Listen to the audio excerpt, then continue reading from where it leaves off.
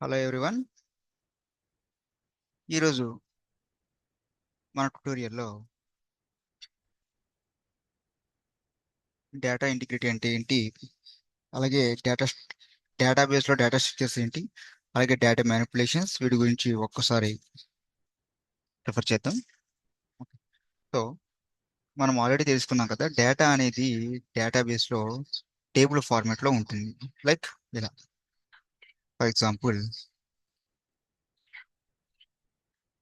So ఈ విధంగా data అనేది డేటా ఫార్మాట్లో ఉంటుంది, టేబుల్ ఫార్మాట్లో ఉంటుంది. Okay, so that means for example serial number, name, father name, mother name and marks, grade. So ఈ విధంగా ఉంది అనుకోండి. ఓకే, సో ఈ విధంగా ఇక్కడ ఉన్నటువంటి ఈ కాలమ్స్ ఏమంటామంటే ఈ అట్రిబ్యూట్స్ అంటామని, అలాగే ఇక్కడ ఉండేటటువంటి రో డేటాని టపుల్స్ అంటామని చెప్పి మనం ఆల్రెడీ తెలుసుకున్నాం. ఓకే, సో అలాగే ఇక్కడ దీనికి సంబంధించి ఇమేజ్ కూడా నేను పెట్టడం జరిగింది. ఓకే, ఎనీవే, సో నెక్స్ట్ కాన్సెప్ట్లో మనం డిబిఎంఎస్ కున్నటువంటి డేటా స్ట్రక్చర్ అంటే ఏంటి.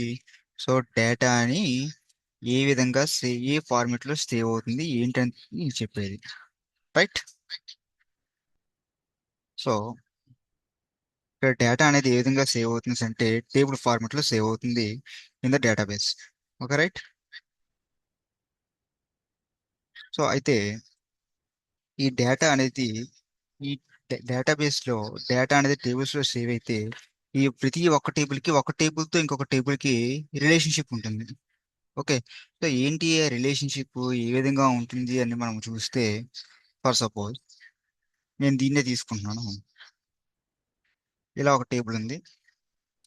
Next and as well as ఇంకొక టేబుల్ నేను డ్రా చేస్తున్నాను. సారీ, ఇక్కడ ఇంకో టేబుల్ డ్రా చేస్తున్నానండి.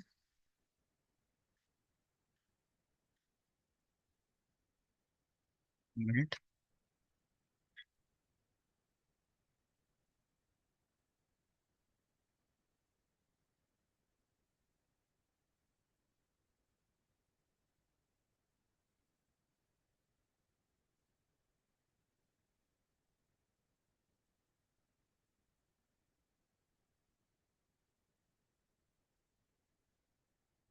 సో ఇలా నేను ఒక టేబుల్ అనేది పెట్టడం జరిగింది. అయితే నేను ఈ టేబుల్ని ఏమంటానంటే ఎంప్లాయీ టేబుల్ అని చెప్తాను, అంటే ఎంప్లాయీ డీటెయిల్స్ అన్ని కూడా ఇందులో ఉంటాయి. సో నెక్స్ట్ ఈ టేబుల్ నేమ్ ఏంటంటే శాలరీ టేబుల్, శాలరీ డీటెయిల్స్ అండి. Okay, right. సో ఇక్కడ సీరియల్ నెంబర్ ఆర్ఎల్స్ employee ID, EMP name, next అలాగే డిజిగ్నేషన్ అతని రోల్ అండి,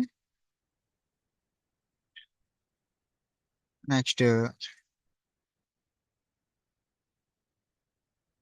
టైమింగ్స్ ఆర్ షిఫ్ట్, షిఫ్ట్ అని కావచ్చు, టైమింగ్స్ అని కావచ్చు, ఏదైనా కానీ. ఓకే, అలాగే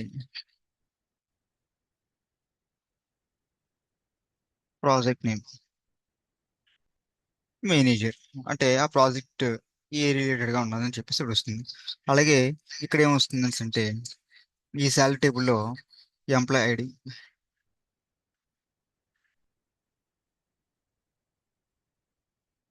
బేసిక్,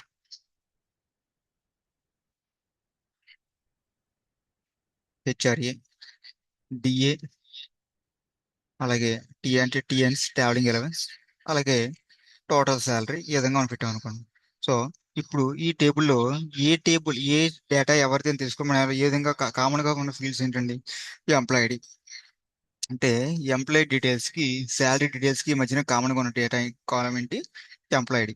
సో ఈ రెండింటికి మధ్యన రిలేషన్ ఎలా చెప్తాం అంటే ఎంప్లాయ్ ఐడిని బేస్ చేసుకొని శాలరీ డీటెయిల్స్ లో ఏ శాలరీ ఎవరిది, ఐ మీన్ ఫర్ ఎగ్జాంపుల్ ఇక్కడ ఎంప్లాయ్ ఐడి 234, అలాగే ఇందులో 235 ఉందనుకోండి. ఇక్కడ రాకేష్ ఉన్నారు, ఇందులో వచ్చేసరికి రమేష్ ఉన్నారు. రైట్. అలాగే ఇక్కడ మీరు చూస్తే 2 3 4 2 3 5 2 3 6 ఎలా ఉన్నాయి అనుకుందాం. Okay. And wait minute. Okay. ఇక్కడ 2 3 6 ఇలా ఈ టేబుల్స్ ఉన్నాయి అనుకోండి. సో ఈ పూర్ణేష్ శాలరీ నాకు కావాలి అని అనుకోండి. సో దీన్ని బట్టి బేస్ చేసుకోవచ్చు శాలరీ డీటెయిల్స్ లో ఈ ఎంప్లాయ్ ఐడి బట్టి బేస్ చేసుకుని ఆ డేటా అనేది రిట్రీవింగ్ చేస్తాం. రైట్.